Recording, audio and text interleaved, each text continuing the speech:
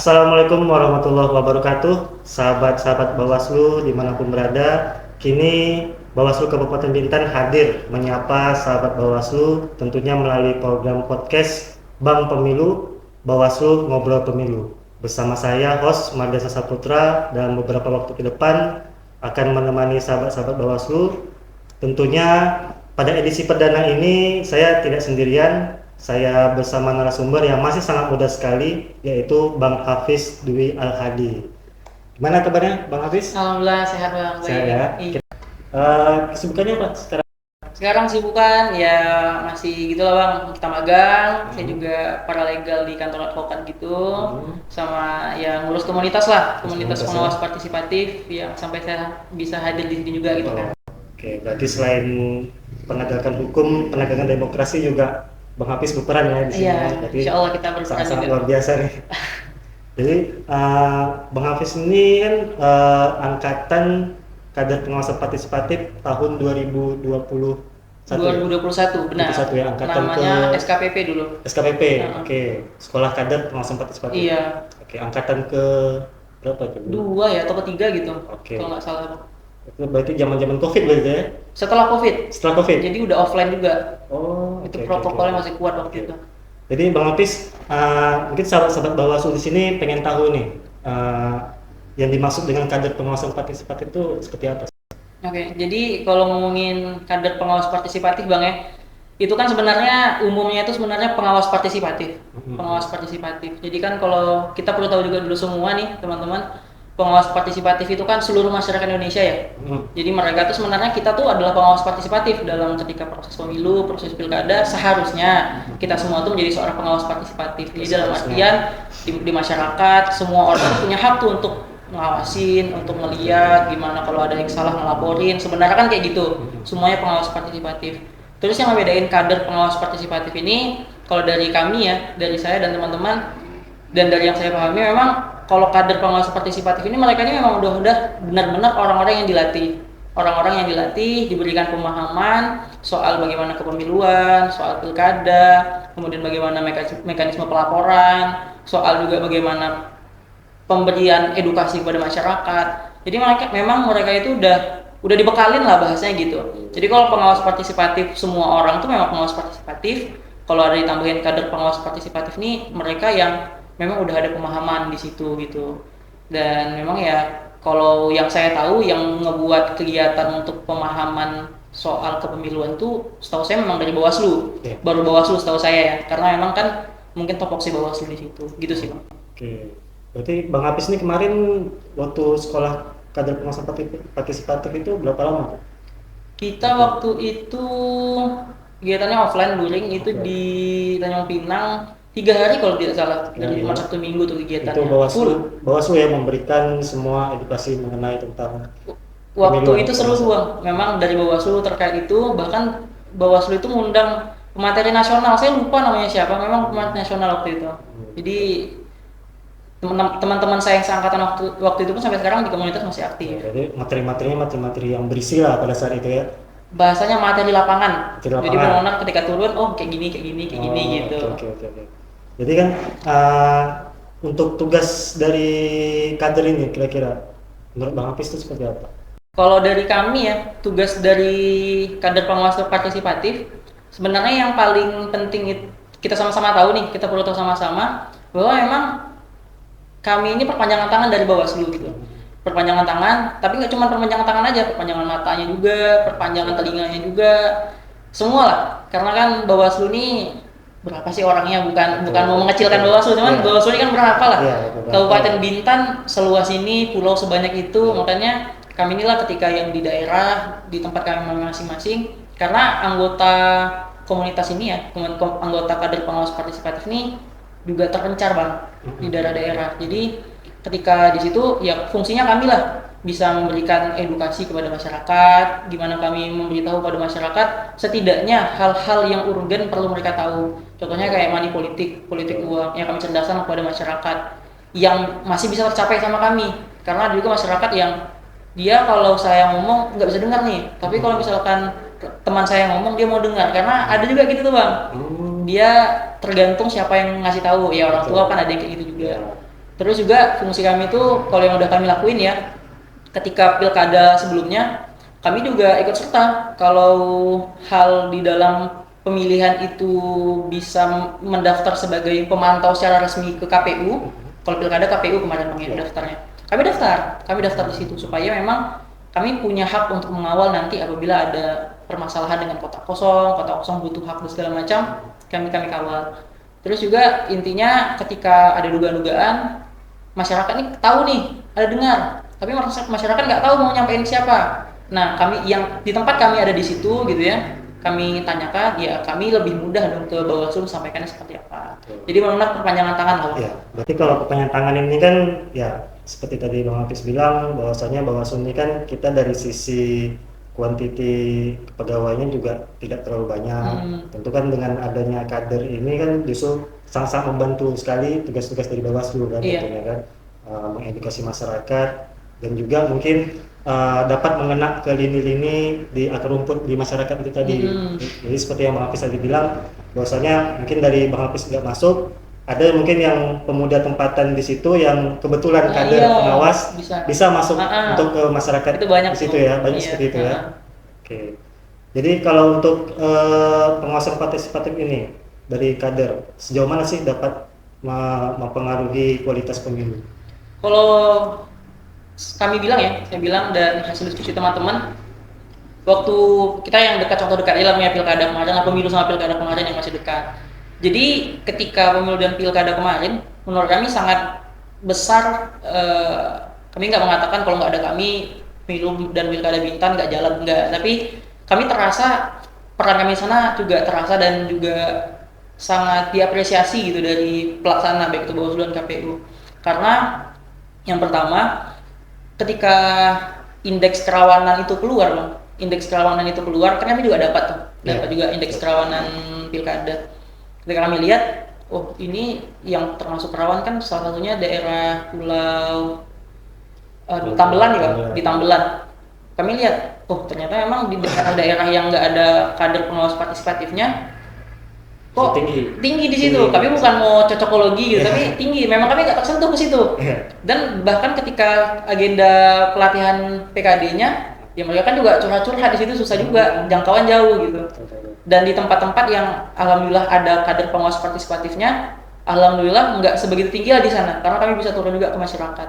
Jadi menurut saya memang penting dan cukup sentral peran teman-teman yang ada di sini gitu, peran kami kader pengawas partisipatif untuk setidaknya memberikan informasi-informasi awal lah kepada masyarakat, ataupun bahkan lebih kecil lagi ngasih tahu ke masyarakat kalau ketemu suatu hal yang salah ataupun yang aneh dilakukan, misalkan salah satu calon, berani lapor aja Pak, jangan takut. Karena jujur cerita-cerita yang kami dapat, rata-rata masyarakat tuh bukan nggak mau melapor, satu mereka takut, yang kedua mereka nggak peduli gitu, gitu jadinya. Padahal kan cukup ya tidak hanya melapor, cukup menyampaikan informasi aja ke kita ataupun oleh kader, kader pun bisa meneruskan ke Bawaslu kan untuk ditindaklanjuti seperti itu. Iya, yang lanjutin pasti dari Bawaslu langsung. Bawaslu, tapi banyak kayak gitu. Jadi setidaknya menurut kami itu memang penting ya, seperti tadi.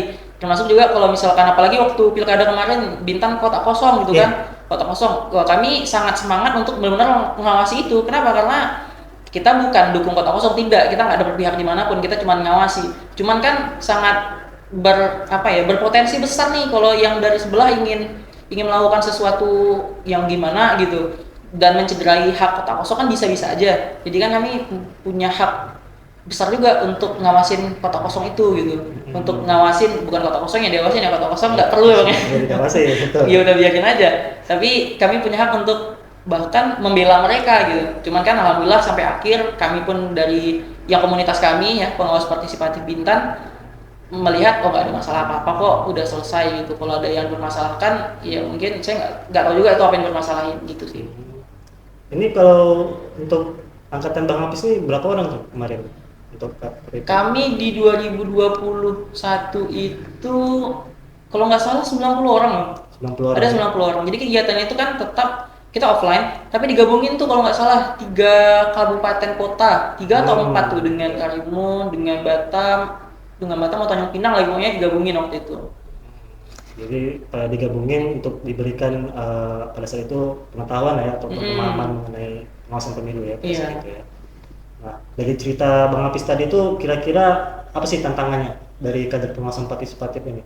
Ya, jadi kalau kalian udah ngerasa Bang ya, tantangannya itu ketika beda nih, tantangan waktu pemilu sama pilkada beda. Betul. Jadi ketika pemilu kemarin, yang pemilu sebelumnya, ya kita nggak tutup mata isu terbesar untuk yang dilanggar itu kan pelanggaran pemilu kan money politik Bang ya, money politik. Termasuk yang cukup banyak di masyarakat lah, karena kita nggak tutup mata ekonomi di daerah kita juga belum setinggi itu gitu, masyarakat masih gampang diberikan terkait uang. Kalau waktu pemilu kita agak kesulitan tuh untuk mengajak masyarakat menolak money politik. Saya nggak katakan semua ngelakuin, enggak ya, saya nggak menuduh siapapun gitu, cuman memang agak susah. Yang pertama itu kita nggak punya alasan, bukan nggak punya alasan kuat, alasannya semuanya kuat, cuman yang menakut-nakuti unsurnya itu belum ada. Jadi kalau misalkan di pemilu itu kan yang di undang-undangnya yang diatur bahwa yang dihukum itu mereka yang memberikan ya Bang, mereka yang memberikan yang dihukum ya, setahu saya ya, mereka yang memberikan masih dihukum. Ya semoga nanti ke depan kan biasanya undang-undang pemilu atau pilkada nih sering ada pembaruan nih, kita nggak tahu nanti ke depan. Sekarang memang masuk prolegnas sekarang. Lagi bahas Bang ya. Lagi dibahas di Komisi 2. Kita nggak tahu nanti, tapi yang terakhir kayak gitu. Jadi ketika kita sampaikan, mereka ngebantah, ya udahlah yang penting kami dapat duit. Mereka nggak takut apa-apa. Memang agak susah kalau ngomong bahasa duit. Iya, kalau waktu ya. Tapi beda kalau waktu pilkada Bang. Ya. Itu terlalu tantangan juga. Jadi masalah mencegah politik uang terlalu tantangan. Tapi waktu pilkada kebetulan kami bisa nakut-nakutin dengan Bapak Ibu, ini kita beda sama pemilu kemarin Pak. Jadi kalau pilkada ini Bapak Ibu bisa juga ditangkap kalau nerima uang itu udah sampai ketahuan. Banyak yang terkejut Bang, masa ya kayak gitu? Jadi mereka reaksi masyarakat tuh ketika disampaikan seperti itu? Ada yang terkejut Bang, banyak yang terkejut, banyak yang takut juga. Jadi oh gitu ya, oh jadi oke udahlah nggak jadilah, nanti kembaliin lah atau gimana gitu. Jadi nggak semua juga, cuman ada yang sesuai dengan hukum, definisi hukum itulah untuk menakut-nakuti itu memang berjalan jadinya gitu. Jadi ketika pilkada itu untungnya juga. Jadi sampein kayak gitu masyarakat notisnya mereka sedikit terbuka lah gitu. Yang sebelumnya itu memang kalau terjun ke masyarakat apalagi ke orang-orang tua banyak penolakan gitu. Gitu sih Bang. Berarti dari sikap masyarakat pun sebenarnya cukup terbantulah adanya kader ini kan, ketika mereka diingatkan mungkin mereka tidak tersampaikan nih informasi terkait apa sih bahaya politik uang itu kan, mungkin mereka tidak tersampaikan. Jadi dari teman-teman KPP bisa menyampaikan bahwasanya seperti ini ada sanksinya ini. Dan ini bukan hanya sanksi, justru nanti akan merepotkan Bapak Ibu juga sebagai masyarakat. Nanti kan akan dipanggil oleh Bawaslu, dilakukan lagi klarifikasi kan. Dan tentu akan ribet nanti ke depan, panjang urusannya. Jadi memang kalau ke daerah tuh kami biasa masuknya tuh ke pemuda-pemuda daerahnya. Yang kayak tadi lah Bang, memang kalau misalkan kami aja yang turun, kadang mereka tuh nggak mau dengar kayak yang saya bilang di awal. Mereka ada, oh kalau anak ini yang nyampein, mereka bisa nerima pendapatnya. Atau kalau RT-nya yang ngasih tahu, oh mereka terima pendapatnya. Jadi kami ngelihat ini juga strategisnya ini kami nyampein kemana gitu. Walaupun belum semua Bintan kami cakup bisa kami lakukan, tapi setidaknya beberapa daerah ya adalah yang udah bisa kami dekatin gitu Bang. Gitu sih. Oke, cukup bagus sih strateginya. Kalau menurut saya kan ketika kita menyasar kepala kelompoknya lah, misalnya RT atau mungkin ketua pemuda, mungkin bisa lebih mengena karena mungkin masyarakat di situ masih mau mendengar terhadap ketua kelompoknya dulu kan, pasti kan seperti itu. Jadi untuk dari Bang Apis ini kira-kira ketika dalam melaksanakan tugas kemarin lah pengawasan partisipatif selama pemilu pilkada, kira-kira pernah nggak sih dapat intimidasi atau tekanan mungkin dari pihak-pihak tertentu? Jadi saya tadi kira ya Bang ya. Jadi waktu pilkada nih, contohnya aja waktu pilkada, kan kami udah terdaftar waktu itu sebagai pemantau secara resmi itu di Bintan. Jadi waktu itu teman-teman dapat undangan dari nggak perlu sebutin dari siapa lah ya, dari kelompok juga lah, X lah. Iya, kelompok tertentu untuk ngajak ngopi lah, kita coba ngobrol. Jadi kemarin tuh pertimbangin, jadi gimana, datang nggak? Udah datang aja, kita duduk. Ternyata mereka itu intinya tuh ngebahas terkait kotak kosong, yang pada inti poinnya adalah ya kurang pas lah dengan yang pemahaman kami apa sih tugas kita di sini gitu.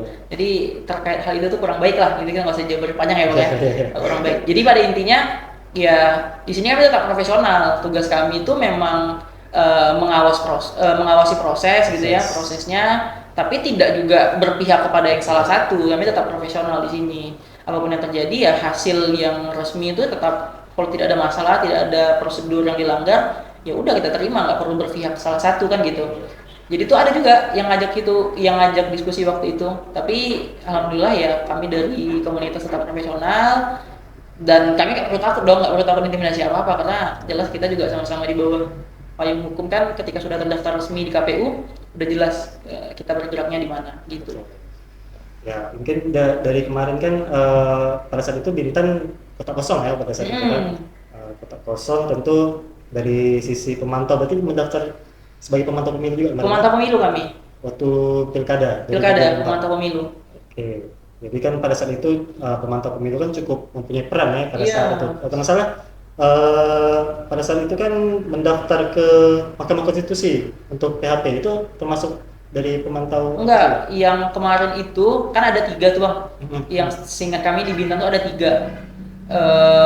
Yang kami itu ketika kemarin mendaftar itu namanya Forum Demokrasi Milenial Bintan. Itu juga di provinsi pun juga ada kami daftar Forum Demokrasi Milenial KEPRI. Kemudian ada juga yang kedua, intinya ada 2 lagi saya lupa namanya. Nah salah satu itu yang mengajukan ke MK.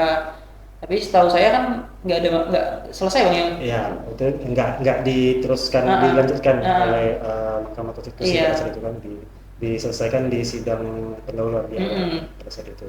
Jadi itu bukan termasuk dari bagian Bang Hafiz kemarin ya? Kami kan diskusi kan terkait setelah udah selesai. Kami kan alhamdulillah juga waktu itu ada rekan-rekan kami yang terdaftar di pemantau. Kan rekan-rekan kami cukup banyak ya bang. Ada juga yang mereka sebagai di bagian, ada yang sebagai di TPS-nya. Pengawas TPS, ada juga yang di pengawas TPS. Ada juga mereka yang dari KPU-nya yang pelaksana pemilihan itu gitu.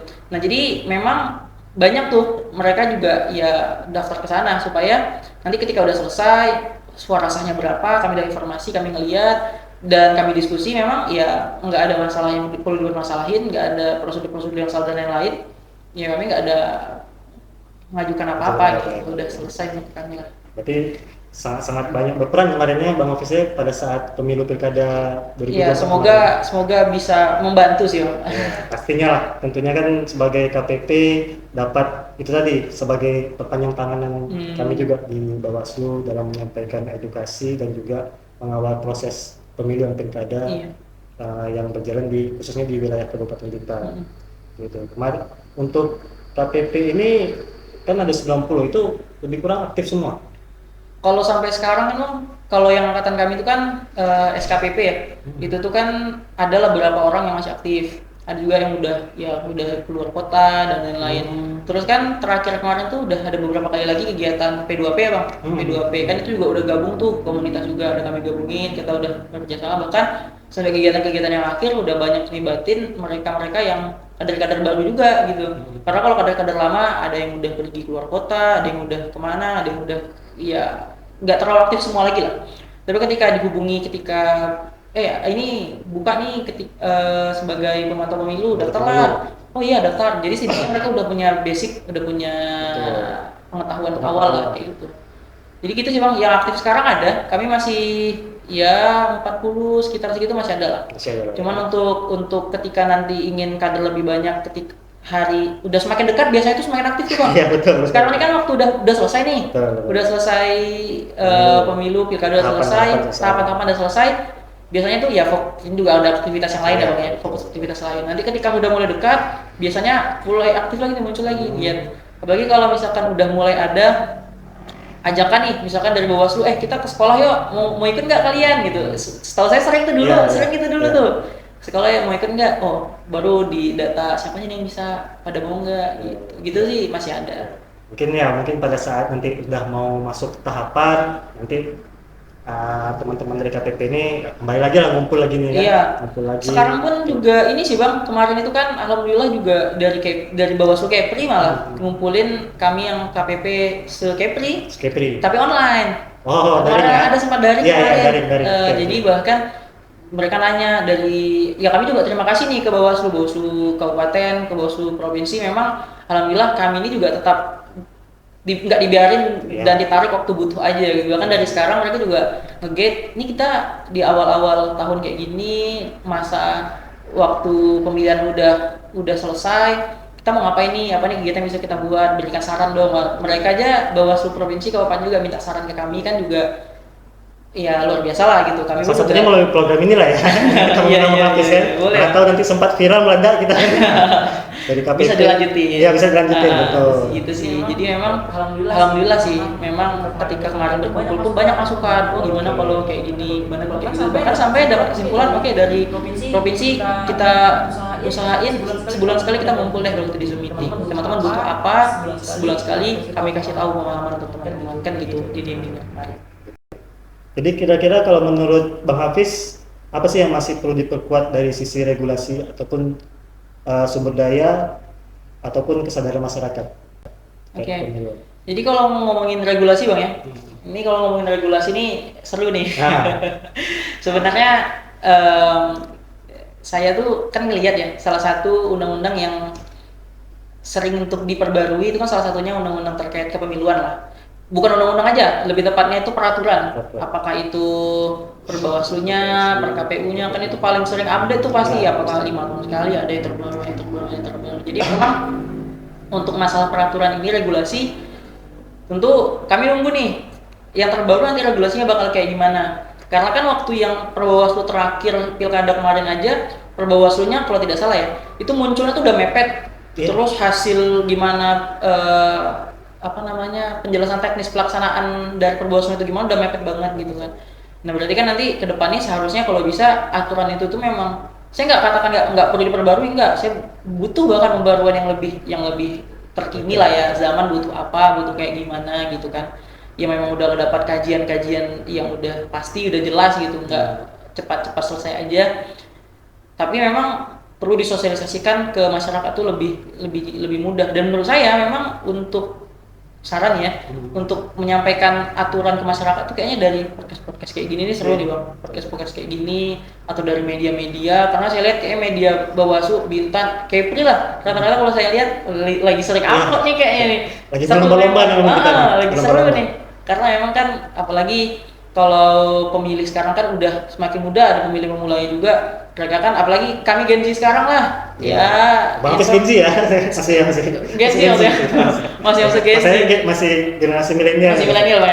Saya udah Gen Z. Jadi emang kalau kami Gen Z sekarang ya informasi itu di sosial media betul. Itu sangat iya ini ya. Karena memang tugas kita kan memerangi informasi hoax di sosial media dengan informasi yang legit lah, informasi yang jelas gitu. Gitu sih kalau dari aturan gitu sih Bang, regulasi, karena maunya yang gimana gitu ya. Tentu saya yakin nih dari Bawaslu, dari DPR, kemudian juga dari semua instansi yang terkait ngatur undang-undang ini yang ngebuat pasti udah berusaha semaksimal mungkin untuk membuat undang yang lebih bagus. Jadi kami tinggal nunggu nanti keluarnya jangan mepet-mepet lagi lah gitu sih. Jadi supaya, karena gini, kalau Bawaslu kemudian kami kader aja bingung, apalagi masyarakat. Ya, gitu Bang. Gitu sih. Memang semua yang kita jalankan itu harusnya berbasis aturan ya. Aturan itu pun harus jelas ya, rigid, tertuang. Apalagi ya kayak teman-teman dari KPP ini kan setahu saya di Undang-Undang Kepemiluan ini belum diatur secara secara rigid. Nanti insya Allah mungkin kemarin kami juga sudah membuat ini sih, menyampaikan masukan juga ke pusat terkait dari teman-teman kader pengawasan partisipatif ini agar dibuatkan nih di dalam undang-undang tersebut, undang-undang kepemiluan, supaya mendapat kepastian hukum di dalam pergerakan nanti teman-teman KPP dalam melakukan sosialisasi di lapangan. Lebih jelas Bang. Lebih jelas, jadi lebih enak kalau jadi tidak perlu ragu-ragu kan ketika turun ke lapangan nih, apa nih dasar hukum kita dalam melakukan sosialisasi. Nah, ketika itu diatur di undang-undang kepemiluan kan nanti insya Allah dapat menjaminlah kepastian hukum bahwasanya teman-teman dapat melakukan tindakan-tindakan yang memang sesuai dengan aturan lah, Iya. menyampaikan pengetahuan kepada masyarakat itu tadi. Kita doakanlah semoga Kami harap yang terbaik. undang-undang pemilu ini bisa disahkan oleh pembentuk undang-undang kita di pusat. Iya, Kita kan di kabupaten hanya sebagai eksekutor aja nih. Kita sampai saran Iya gitu, betul, Bang, ya. kita hanya menyampaikan saran. Apakah di lapangan ini memang ketika ada kekurangan kita sampaikan saran juga ke atas supaya mereka dapat menggodok aturan-aturan itu lebih rigid lagi. Iya, iya. Kita doakan yang terbaik lah, Bang. Ya pastilah, semoga dapatlah yang di atas mendengar lah di pusat. Siap. Jadi tadi kan berbicara terkait media sosialnya dari Bang Hafiz kan selaku Gen Z kan, apalagi Gen Z zaman sekarang sangat-sangat melek sekali terhadap media sosialnya. Semua informasi hampir secara keseluruhan informasi itu berasal dari media sosial. Kira-kira kalau menurut Bang Hafiz nih selaku Gen Z lah, sejauh mana sih peran media sosial dalam membantu pengawasan partisipatif? Memang sangat ini, Bang, ya, sangat berpengaruh menurut saya, sangat penting. Apalagi ketika contoh kemarin waktu terakhir kita kegiatan P2P provinsi, Bang, di Batam waktu itu. Jadi saya mewakili Kabupaten Bintan untuk terlibat membantu Bawaslu provinsi di sana. Itu setelah kegiatan P2P itu berinisiatif ya, teman-teman waktu itu di bawah koordinasi dengan Bawaslu provinsi juga ngebuat tim, saya lupa namanya itu apa, intinya itu tim yang bergerak di bidang media. Di bidang media untuk cyber gitu. Jadi memang mereka ini adalah orang-orang yang nanti mantau nih di sosial media mana ada postingan-postingan yang ada kecenderungan salah nggak, ataupun ada yang hoax nggak atau gimana. Itu mereka ada fokus di sana juga. Ada juga yang fokus untuk ngebuat konten kecerdasannya gitu di situ. Dan itu satu, Bang, yang coba dilakuin. Dan yang kedua, memang sekarang ini saya rasa semua instansi semua instansi itu main di media sosial. Coba memang kontennya itu harus bisa terkini dan kena nih anak-anak mudanya gitu. Karena kalau kita ngomong yang main media sosial, kayaknya nggak cuma anak muda lagi, kayaknya udah semua main deh. Semua kalangan ya. Jadi kalau saya pernah ngomong waktu itu, teman-teman, kayaknya kalau 5 tahun lalu, sekarang ini kita kayaknya nggak bakal terkejut deh. Orang-orang tua kita 5 tahun lalu tuh masih pakai HP, 5 atau 10 tahun lalu masih pakai HP yang manual, yang HP Nokia gitu kan. Tapi kalau sekarang mereka udah bisa untuk main YouTube, buka Facebook, kita kayak nggak bakal terkejut deh. Seharusnya nggak bakal terkejut gitu, karena memang perkembangan zaman ke situ. Jadi apalagi kalau sempat, saya pernah ikut kegiatan sosialisasi, Bang.